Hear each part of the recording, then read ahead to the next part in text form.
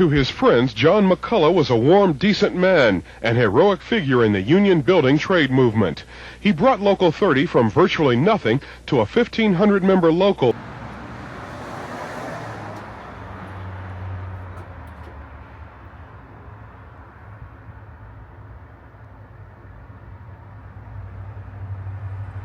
The union-building trade movement. He brought Local 30 from virtually nothing to a 1,500-member local that now has one of the highest pay scales on the Delaware Valley labor scene. The friends say he spent as much time with charity as he did with the union. He was a supporter and fundraiser for Ed Rendell as well as Frank Rizzo. Local 30's lawyer Bernard Katz had lunch with McCullough on Monday. I can state categorically in no way, shape, or form is there any relationship of any fiber of what was his existence to organized crime. Another 20-year friend met with McCullough and Mayor Green yesterday at City Hall. I can't begin to even think of anybody in the world that would want to hurt that man, because there was nothing but good in him. But during his 2 decades as boss of Local 30 of the Roofers Union, there were frequent allegations by law enforcement units and various managements that McCullough's rank and file used violence and intimidation to organize workers and to fight for contracts.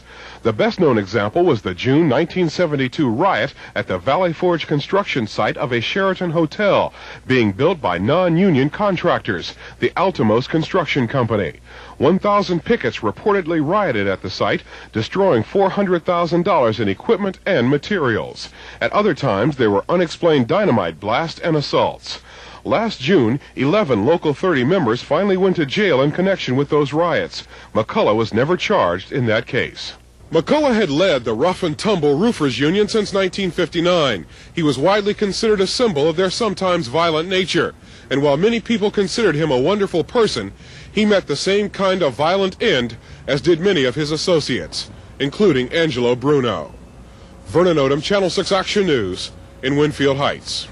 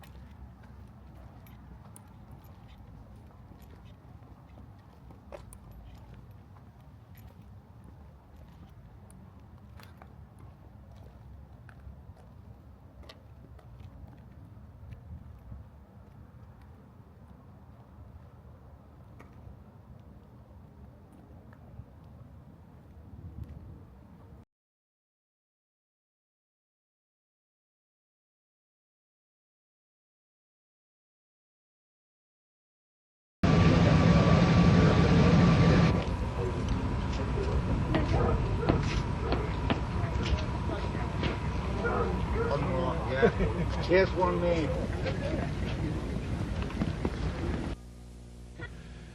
If they know, they're not saying, at least for now, while Local 30 Roofers Union President John McCullough was marked for death. It was here inside his home at 2005 Foster Street in northeast Philadelphia shortly after 6 o'clock last night when a lone gunman posing as a flower delivery man gunned down the union official. McCullough's Cadillac remains in the driveway where he left it. Wife Audrey, who was in the house when her husband was shot 6 times by the gunman after he delivered 3 poinsettia plants, was not there today. Only a Philadelphia policeman stood guard. It's a quiet street, and neighbors were either not at home or declined to open doors to discuss the murder. Down the block, a Philadelphia policeman who was on sick leave had just returned to his home after the murder. I asked him whether his wife or children heard anything. No, nothing other than the commotion after it happened, and we had gas men working on the house here. They were in and out all day, so it was kind of tough for us to hear anything with them banging and everything. This is the van police say the gunman used. It was rented from a New Jersey leasing corporation on December 11th and was supposed to be returned the next day. It was dusted for fingerprints. The van was found here on the Jefferson Ward parking lot at the intersection of Roosevelt Boulevard and Red Lion Road. According to police, the keys were in the ignition lock, and also 2 poinsettia leaves were found inside the van. Union officials say they are at a loss to explain the murder. There is some speculation McCullough was killed over organizing control of the lucrative trade unions in Atlantic City. There is 2 distinctive sides to the late John McCullough. He was combative, tough, and shaped up Roofers Local 30 from an ineffective union to one that got a lot of respect among labor councils and one that was equally feared. He was also variously described as a compassionate man, a man with a heart of gold, who would raise funds for charities at the drop of a hat. Everybody loved him, they said, except one. Hank Sperger, Channel 6 Action News at Roofers Local 30 headquarters in northeast Philadelphia.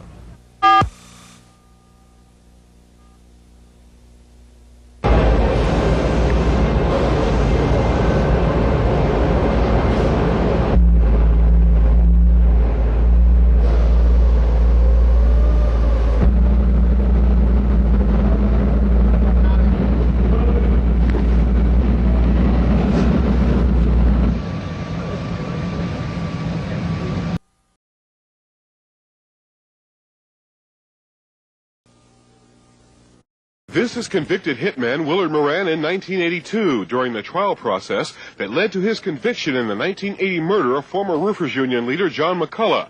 As the district attorney's star witness in the murder conspiracy case against mob figures Raymond Martorano and Albert Daidone, Moran has entered the federal witness protection program, and the government wants no pictures and further prohibits clear courtroom sketches, even though it was clear to this reporter today that Moran's facial appearance has not yet been altered.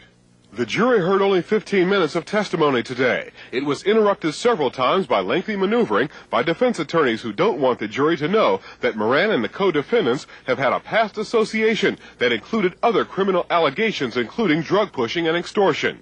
Moran did get to describe the deal he has cut to avoid the electric chair. Full, accurate cooperation with prosecutors, and he'll get a life sentence. Anything else, and Moran will return to death row. Assistant District Attorney Barbara Christie did get Moran to say he was a friend of the defendants, and they eventually became his bosses. As for the past criminal allegations, Judge Paul Ribner will analyze the issue over the weekend. The prosecutors say Daidone and Martorano put out the contract on McCullough because of union rivalries in Atlantic City. When the trial resumes on Monday, Willard Moran will be back on the stand.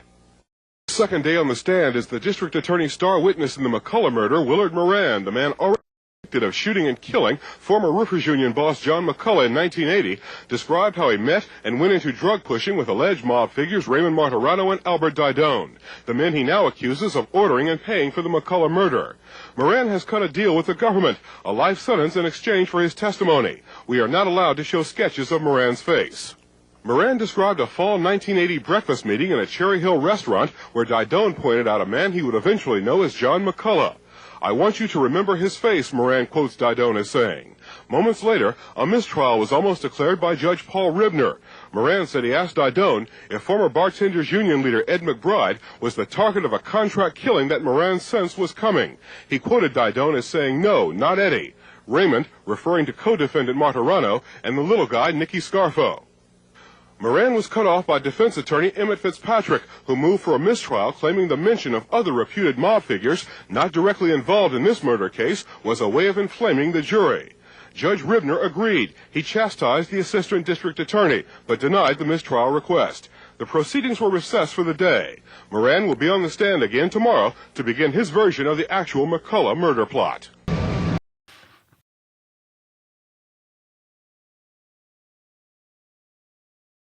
Thank you for watching this video. Please subscribe to our channel and check out more of our content. Feel free to give your feedback and suggestions on what we should do next in the comments. This is Infinite Lee Productions. We love ya.